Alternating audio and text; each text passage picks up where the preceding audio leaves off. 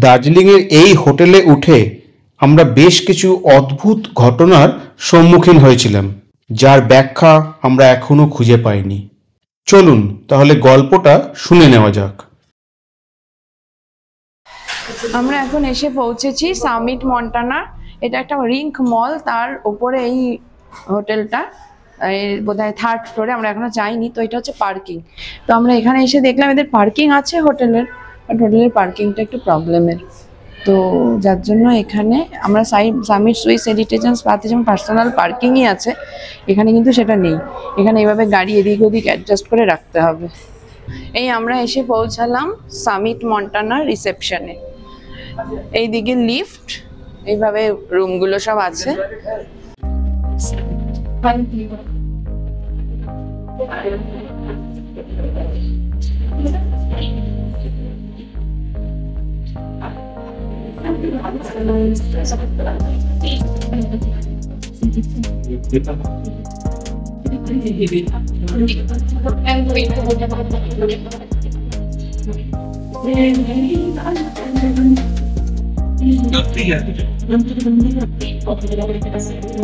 আমাদেরকে দার্জিলিং টি দিয়ে ওয়েলকাম জানানো হবে। আমাদের রুম থেকে বেরিয়ে এটা হচ্ছে সামিটের লবি।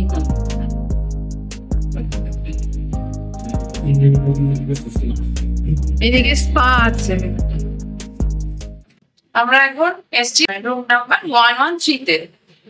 হ্যাঁ, এটা হচ্ছে Kanchenjunga view room, junior suite room. প্রথমে ওয়ার্ড্রপ, শেফ আছে, স্যান্ডেল আছে, এখানে লাগেজ রাখার জায়গা,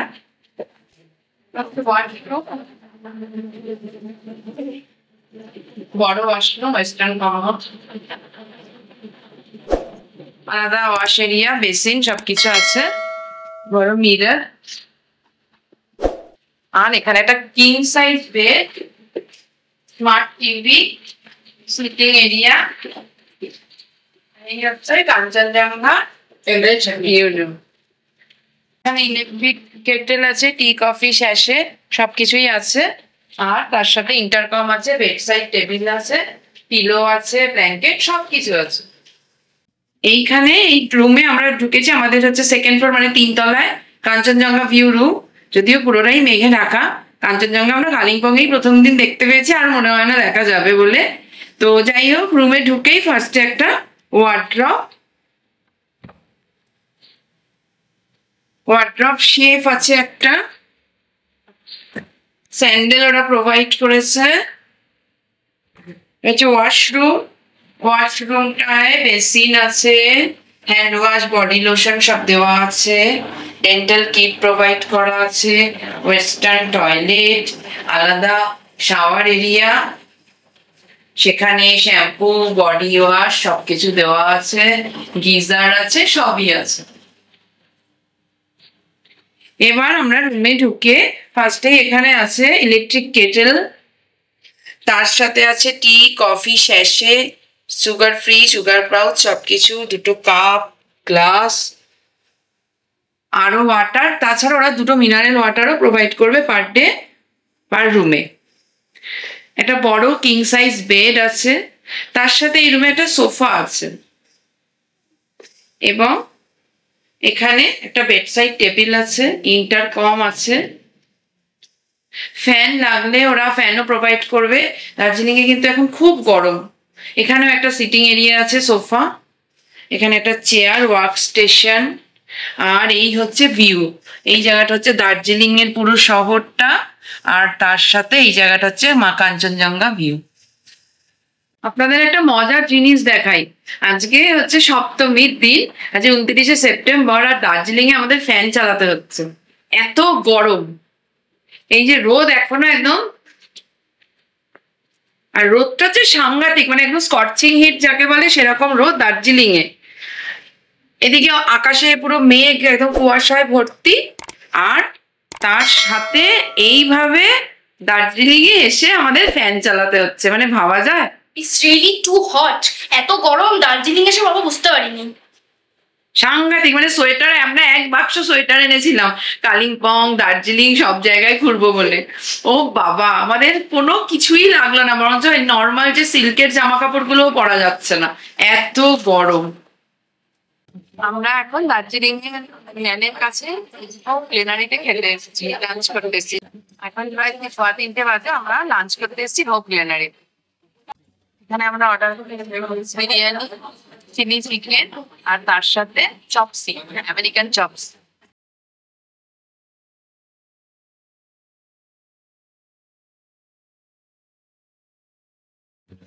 গ্রিনারিতে আমরা এখন খেতে এসেছি, আর গ্রিনারি থেকে দার্জিলিং এর এই ভিউ আছে, রোদ ঝলমলে দার্জিলিং।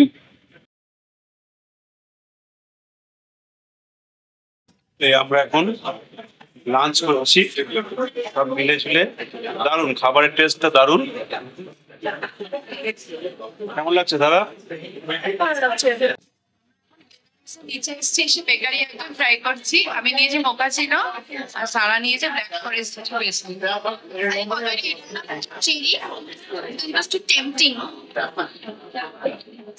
আমরা এখন এসে দাঁড়িয়েছি ঠিক আগে এখানকার দার্জিলিং এর একটা পুরনো সোয়েটার উলেন গার্মেন্টের দোকান কাশিরাম। 1868 সালের এই দোকানটা। এই দোকানের কিন্তু প্রোডাক্ট গুলো জেনুইন, একটু কস্টলি কিন্তু জেনুইন প্রোডাক্ট এই কাশিরামের দোকানে। এসে দাঁড়িয়েছি দার্জিলিং মেলে, লোকজনে ভর্তি, মানে প্রচুর টুরিস্ট, আর এখানে লোকাল লোক আছে, প্রোগ্রাম চলছে ওদের, একদম জমজমাট মেল। এই ডান দিকে গোল্ডেন টিপ চায়ের দোকান, এটা 1933 সাল থেকে এই চায়ের দোকানটা আছে। আমরা এখন লাঞ্চ সেরে একটু মেলে এদিক ওদিক ঘুরে বিকেল হয়ে গেছে, প্রায় 4:30-5টা বাজে। আমরা এখন আসলাম ঘরে। এটা হচ্ছে আমাদের রুম, মানে প্রত্যেকটা রুমের সঙ্গে লাগোয়া লবি করিডোর। আমরা সামিট মন্টানাতে রয়েছি premium suite with sofa cum bed view room. এখানে আমরা এতক্ষণ রুমে এসে আমরা বেরিয়েছিলাম, আর এখানে আমরা রুমে এসে এখন যখনই এই কম্বলটাকে তুলে দেখছি বিছানার মধ্যে রয়েছে এরকম একটা কিছু টিস্যু জড়ানো। মানে কি জিনিস সেটা তো আর বলতে পারবো না। এরকম আমরা এখানে এদের এখন ডেকে পাঠালাম দেখানোর জন্য যে এটা কি রয়েছে। তাই ম্যানেজার, আমি এদের ম্যানেজারকে ডেকে পাঠিয়েছি। ম্যানেজার আসছে, তার সঙ্গে সার্ভিসের লোকও এসছে। সার্ভিসের তো দেখতে পাচ্ছি খুব খারাপ অবস্থা। আমাদের ডিনার ইনক্লুডেড রয়েছে। আমি যখন রুম নাম্বার বললাম, রুম নাম্বার ঠিক মতো শোনেনি, দিয়ে তারপরে সেখানে আমাকে বলছে যে আপনাদের ডিনারতে ইনক্লুডেড নেই, অথচ আমাদের এটা এমএপি প্ল্যান রয়েছে সার্ভিস হোটেল, এবং আমরা এটা কখনোই রিকমেন্ড করব না। আমরা এখন ডিনার করতে এসেছি। এখানে রয়েছে লেমন করিয়েন্ডার স্যুপ, এখানে স্যালাড, এখানে রয়েছে ভেজ গার্লিক হাক্কা নুডলস, আর stir fried vegetable, papad, white boiled rice, vegetables pulao, dal fry, shahi paneer, mushroom matar, dhania moong, Bengali fish কারি,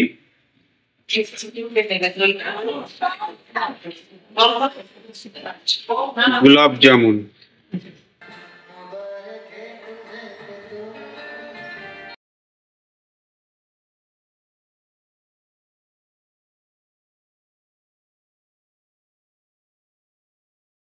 কাঞ্চনজঙ্ঘাটা আস্তে আস্তে লাল হয়ে যাচ্ছে সূর্যের আলোয়, কিন্তু একটা জিনিস কিন্তু খুব অ্যালার্মিং, সেটা হচ্ছে কাঞ্চনজঙ্ঘাটা পুরোটা কিন্তু স্নো কভার নয়, অনেক জায়গাতেই কিন্তু মানে সাদা অংশটা নেই।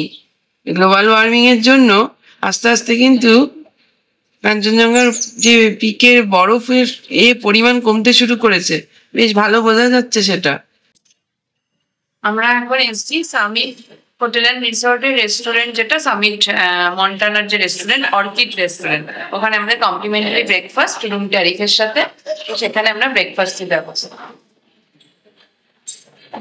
এখানে প্রথমে আছে ফ্রেশ জুস, একটা মিক্স জুস, একটা ওয়াটারমেলন, স্প্রাউট আছে, মশলা ইডলি আছে,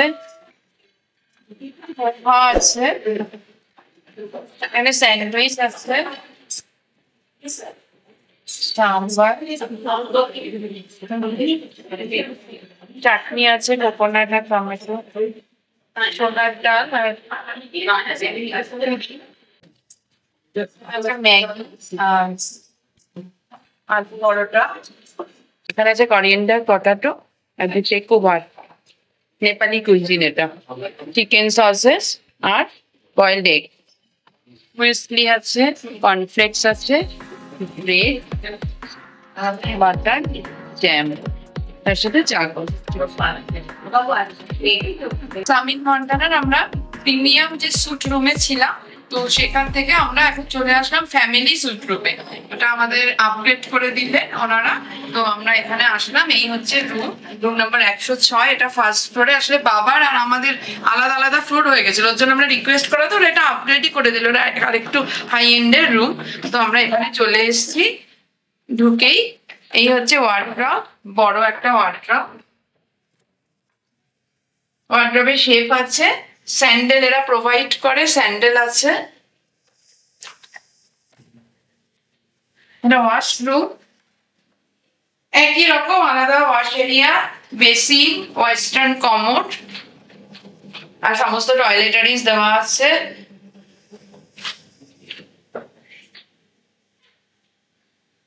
এখানে লাগেজ রাখার জায়গা, এখানে ড্রয়ার আছে, এখানেও রাখা যাবে সবকিছু।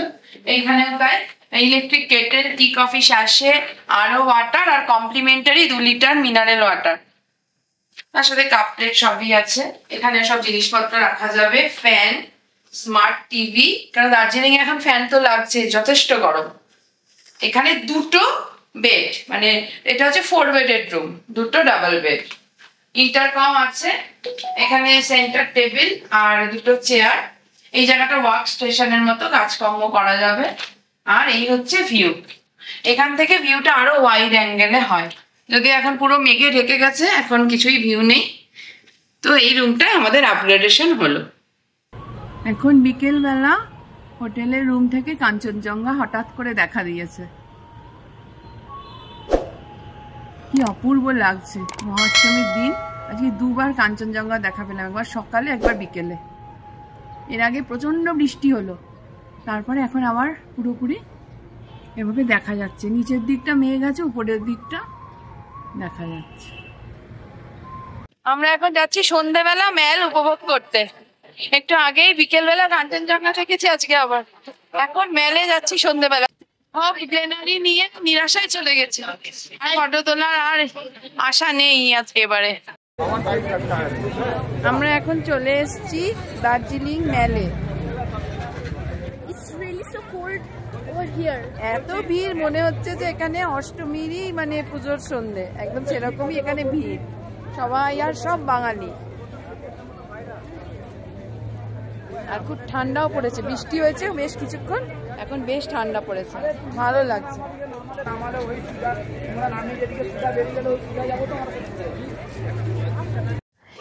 এই হোটেলে উঠেই আমাদের কিছু কিছু জিনিস বেশ অদ্ভুত লেগেছিল।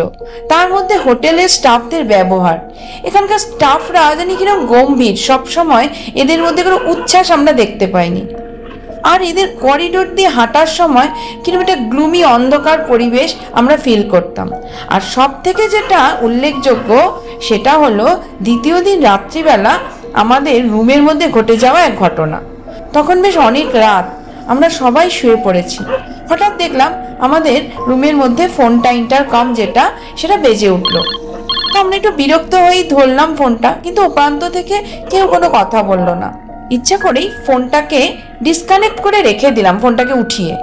কিন্তু অদ্ভুতভাবে দেখলাম রাত্রিবেলা 2-3বার করে ওই ডিসকানেক্টেড ফোনটা বাজছিল। এর কিন্তু কোনো রহস্য ব্যাখ্যা আমরা খুঁজে পাইনি। এরকম যে হয় সেটা আমাদের আইডিয়াতেও ছিল না, যে একটা ফোন ডিসকানেক্টেড হয়ে আছে অথচ সেই ফোন বাজছে। আরও একটা জিনিস যেটা না বললেই নয়, সেটা হচ্ছে এই হোটেলে সারার এবং আমার দুজনেরই হঠাৎ করে খুব শরীর খারাপ শুরু হয়ে গেছিল। আমার তো এতটাই বমি এবং লুজ মোশন শুরু হলো যে আমাকে পরের দিন সকালবেলা বাধ্য হলো সারার বাবা নিচে নামিয়ে আনতে, কারণ নাহলে পরে আমি ওখানে আর থাকতেই পারছিলাম না। একদম আমার শারীরিক কন্ডিশন ভীষণভাবে খারাপ হয়ে যাচ্ছিল। এইটা কিন্তু কখনো হয়নি। প্রথমে বিকেলবেলা সারার খুব বমি হলো, আর রাত্রিবেলা থেকে শুরু হলো আমার বমি এবং লুজ মোশন। আমরা এখনো বুঝতে পারিনি যে কী কারণে এইরকম হলো, কারণ আমরা কোনো অনিয়ম করিনি। তা সত্ত্বেও হঠাৎ করে অল অফ আ সাডেন এরকম শরীর খারাপ হয়ে যাওয়া, এই রহস্যেরও ব্যাখ্যা আমরা কিন্তু পাইনি।